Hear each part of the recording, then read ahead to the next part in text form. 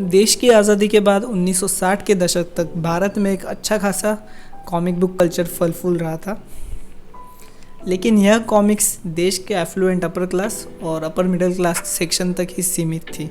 यह comics English में प्रकाशित होती थी और इनका मूल्य भी सामान्य लोगों के बस के बाहर था। 1966 में इंद्रजाल कॉमिक्स ने फैंटम, मैंड्रेक और फ्लैश गॉर्डन जैसी कॉमिक्स को भारतीय भाषाओं में प्रकाशित करना शुरू किया और कॉमिक्स कंज्यूमर का डेमोग्राफ भी चेंज हुआ, पर असली बदलाव 1986 में हुआ। 1 अप्रैल 1986 नागराज नंबर 14 प्रकाशित हुआ। यह पहली नागराज कॉमिक थी और इस कॉमिक ने भारत के कॉमिक बुक कल्चर का चेहरा ही पलट दिया। राज कॉमिक्स सेंट्रल और नॉर्थ इंडिया के घरों घरों तक पहुंच गई और लेट 2010 में यह गायब भी हो गई।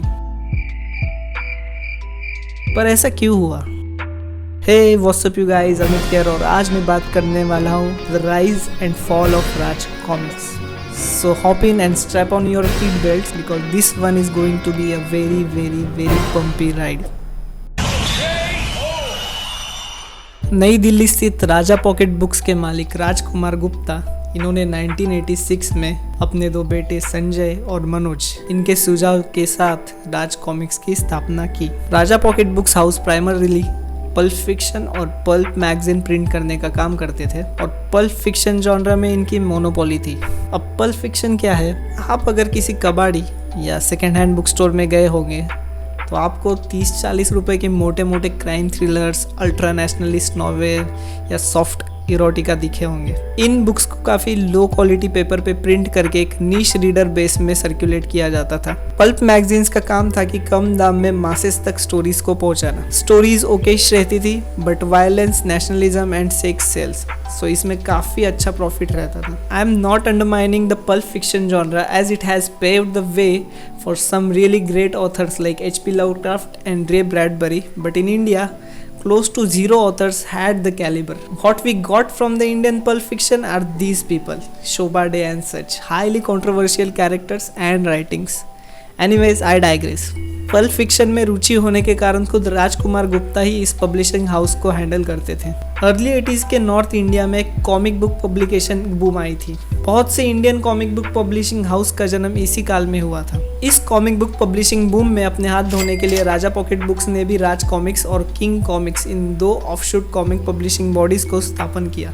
मनोज गुप्ता और संजय गुप्ता दोनों भी पहले से ही एविड कॉमिक बुक रीडर और कलेक्टर थे, तो नेचुरली राज कॉमिक्स की पूरी जिम्मेदारी इन दोनों के कंधों पर रख दी गई। दोनों ही इस काम को लेकर काफ़ी पैशनेट भी थे। पहले इंडियन कॉमिक्स ऐसे ही 1, 2, 3 ऐसी बेसिक अनऑर्गेनाइज्ड ऑर्डर में पब्लिश होती थी। राज कॉमिक्स ने भी रैंडमली 13 कॉमिक्स पब्लिश की थी, जिनमें फैंटेसी, हॉरर, साईफाई, थ्रिलर और कॉमेडी जॉनरा की स्टोरीज प्रस्तुत की गई थी। इन 13 कॉमिक्स में राजा पॉकेट बुक्स के पल्प फिक्शन रूट्स की छवि झलकती है। फाइनली अप्रैल 1986 में राज कॉमिक्स ने अपनी 14th कॉमिक पब्लिश की। यह नंबर 14 कॉमिक थी भारत के सबसे iconic super hero character Nagraj की पहली कॉमिक। अपने नाम की तरह ही नागराज एक स्नेक पावर्स वाला कैरेक्टर है।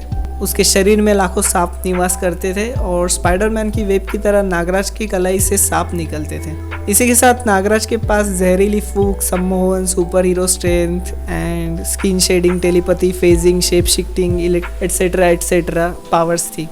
इसमें नागराज की ओरिजिन स्टोरी चित्रित की गई थी और regular great powers, great responsibility के साथ ही इस सुपर हीरो स्टोरी को एक बहुत ही यूनिक इंडियन टच दिया गया था। पहले 13 कॉमिक्स की ट्रैजेक्टरी देखकर मुझे नहीं लगता कि खुद इस कॉमिक को लिखने वाले मिस्टर परशुराम शर्मा जी और चित्रकार प्रताप मलिक जी, इन्हें लगा होगा कि वे इंडियन कॉमिक हिस्ट्री का चेहरा मोहरा बदल कर आने वाले कई सालों के लिए इंडियन कॉमिक इंडस्ट्री की नींव बना रहे हैं। उन्हें इसकी भनक लगने का सवाल ही पैदा नहीं होता क्योंकि ये सब कॉमिक्स बेसिकली पल्प कॉमिक्स थी। एनीवेज, मैंने खुद ये वीडियो बनाने से पहले ये कॉमिक पढ़ी and trust me guys, even with current age and preferences this volume felt very impressive and the historical context added further to the experience. अब ये कॉमिक पब्लिश तो हुई, पर ये नई दिल्ली, हरियाणा, यूपी, पश्चिम बंगाल, गुजरात और महाराष्ट्र के बच्चों तक कैसे पहुंची? तो इसमें 3 चीजें काफी महत्वपूर्ण साबित हुई। पहली तो राजा पॉकेट बुक्स की मोनोपोली और नेटवर्क, जिसकी वजह से इनकी कॉमिक बुक्स मासेस तक पहुंची। सेकेंडली, ये कॉमिक हिंदी में लिखी गई थी और इसमें इंडियन कल्चर और इंडियन कैरेक्टर्स थे जो कि इंद्रजाल की ट्रांसलेटेड कॉमिक्स में नहीं थे।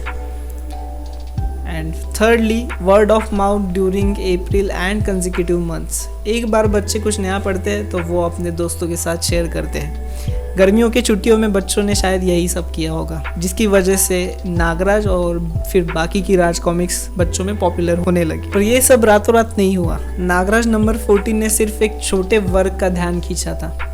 अभी और बहुत कुछ होना बाकी था। नागराज की लोकप्रियता देखकर राज कॉमिक एग्जेक्स ने एक नया सुपर हीरो इंट्रोड्यूस करने की ठानी। इस काम के लिए उन्होंने well experienced writer and comic book artist Anupam Sinha ji इन्हें पूरा कंट्रोल और फ्रीडम दे दी। GENL नंबर 14 पब्लिश होने के एग्जैक्टली एक साल बाद अप्रैल 1987 में राज कॉमिक्स का नेक्स्ट नोटवर्दी मूवमेंट आ गया। RC ने GENL लाइनअप में जनरल नंबर 74 प्रतिशोध की ज्वाला इस वॉल्यूम को प्रकाशित किया। प्रतिशोध की ज्वाला में इंट्रोड्यूस किया गया नॉर्थ इंडिया के सबसे चहेते Indian super hero super commando Dhruv को। ध्रुव मेहरा और उसके पेरेंट्स जुपिटर सर्कस में सर्कस परफॉर्मेंस रहते हैं, पर एक दिन एक राइवल सर्कस जुपिटर सर्कस को आग में जलाकर खाक कर देता है और उसमें ध्रुव के पेरेंट्स और बाकी के परफॉर्मर्स की डेथ हो जाती है। एज द टाइटल सजेस्ट, ध्रुव अपने पेरेंट्स के खून का प्रतिशोध भी ले लेता है और दुनिया से क्राइम मिटाने की कसम भी खाता है। इशू दर इशू सुपर कमांडो ध्रुव कॉमिक्स पॉपुलर होने लगी। इसका कारण था कि ध्रुव बच्चों के लिए काफ़ी रिलेटेबल कैरेक्टर था। उसके पास ना तो कोई सुपर पावर्स थी, but he was a great extrovert. उसके पास जानवरों से कम्युनिकेट करने की क्षमता थी और जीनियस IQ भी था। अपने पॉपुलैरिटी के शिखर पर ध्रुव कॉमिक्स ने नागराज कॉमिक्स को भी पीछे छोड़ दिया था। ध्रुव कॉमिक्स की स्टोरीज काफी रोचक रहती थी। इनमें साइफाई रियलिज्म यूज किया जाता था और स्टोरीज में भी काफी वैरायटी रहती थी। नागराज और ध्रुव रीडर्स में काफी पॉपुलर हो रहे थे और इसे देखकर राज कॉमिक्स ने कुछ महीनों बाद नागराज और ध्रुव की क्रॉसओवर कॉमिक भी पब्लिश की। नागराज और ध्रुव इनके नए वॉल्यूम्स पब्लिश हो ही रहे, पर साथ ही में राज कॉमिक्स अलग अलग नॉन सुपर हीरो कॉमिक्स भी पब्लिश कर रहे थे। इसी टाइम फ्रेम में उन्होंने बांकेलाल नाम के एक लिटरल कॉमिक कैरेक्टर को इंट्रोड्यूस किया, वो भी काफ़ी पॉपुलर हुआ था। साथ ही में भोकाल और तिलस्मदेव ये मैजिकल फैंटेसी हीरोज भी इंट्रोड्यूस किए, वो भी काफ़ी पॉपुलर हुए। 1991 में राज कॉमिक्स ने परमाणु टाइटल के अंदर परमाणु इस इम्पोर्टेंट राज कॉमिक सुपर हीरो को इंट्रोड्यूस किया। परमाणु एक atomic power based super hero है। वो अपनी बॉडी को स्ट्रिंग, इनलार्ज, फेज कर सकता है। उसके पास एटॉमिक ब्लास्ट जैसी पावर भी है।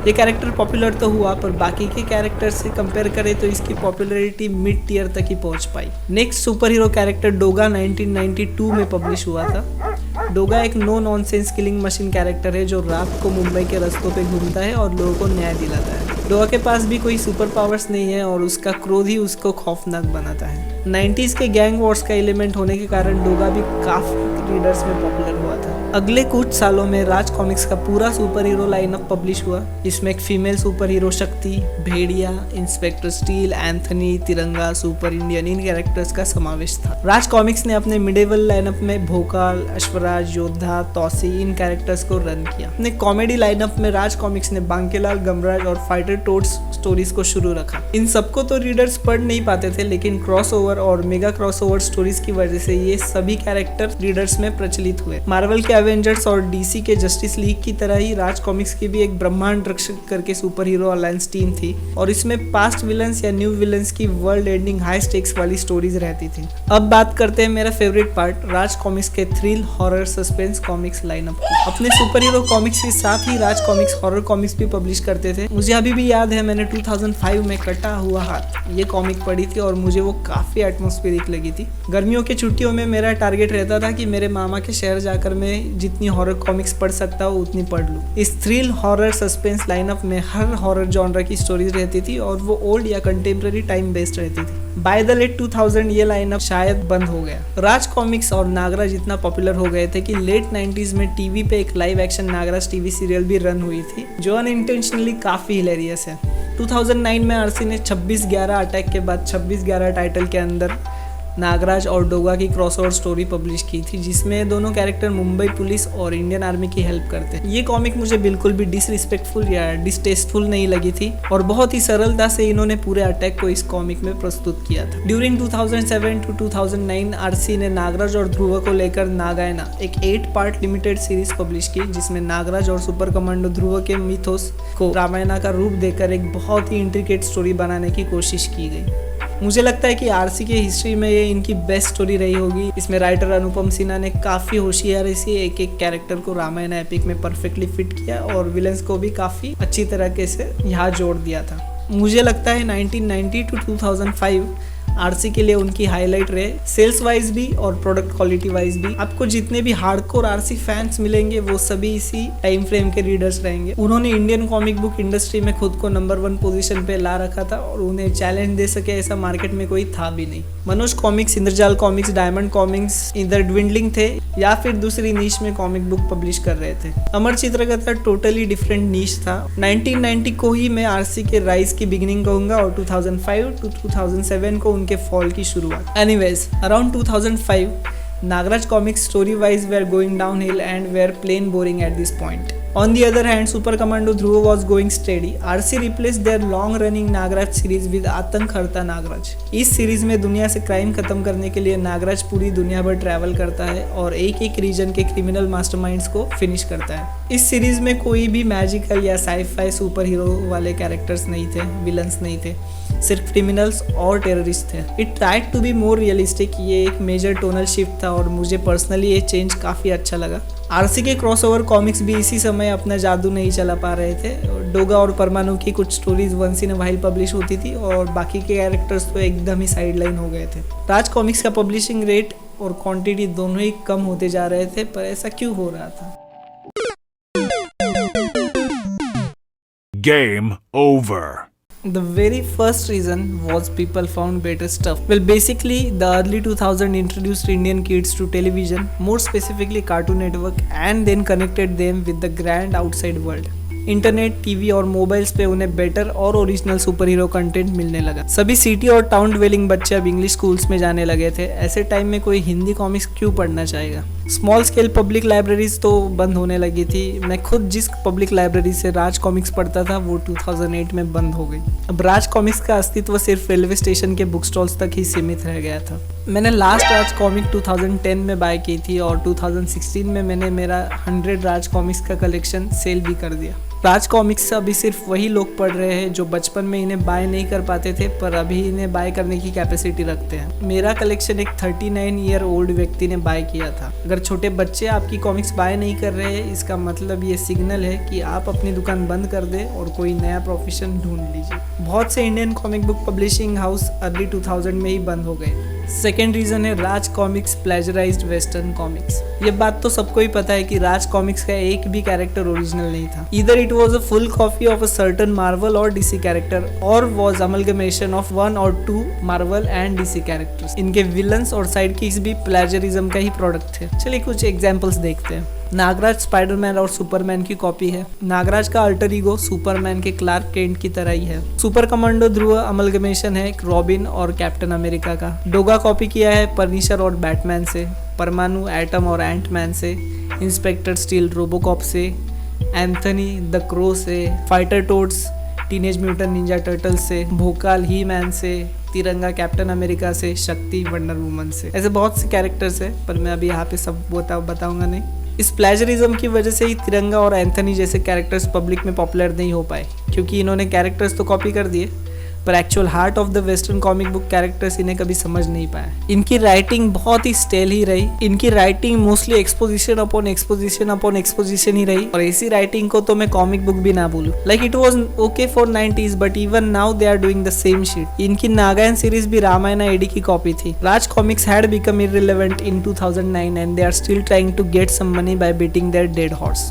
प्लेजरिज्म करके भी इन कॉमिक्स के क्रिएटर्स इस चोरी को राजी नहीं करते थे। They kept saying that we took inspiration from western characters. Plagiarism के साथ ही राज कॉमिक्स ने इलीगली मार्वल और डीसी के आईपी का भी यूज किया। अभी मुझे सब कॉमिक्स तो नहीं मिली बट मुझे एक ये कॉमिक मिली, इसमें स्पाइडरमैन, सुपरमैन और बैटमैन को इलीगली यूज किया है। एक दूसरी स्टोरी मैंने पढ़ी थी जिसमें सुपरमैन मूवी स्क्रीन से बाहर आता है और वो भी एक आईपी का इलीगल यूज ही था।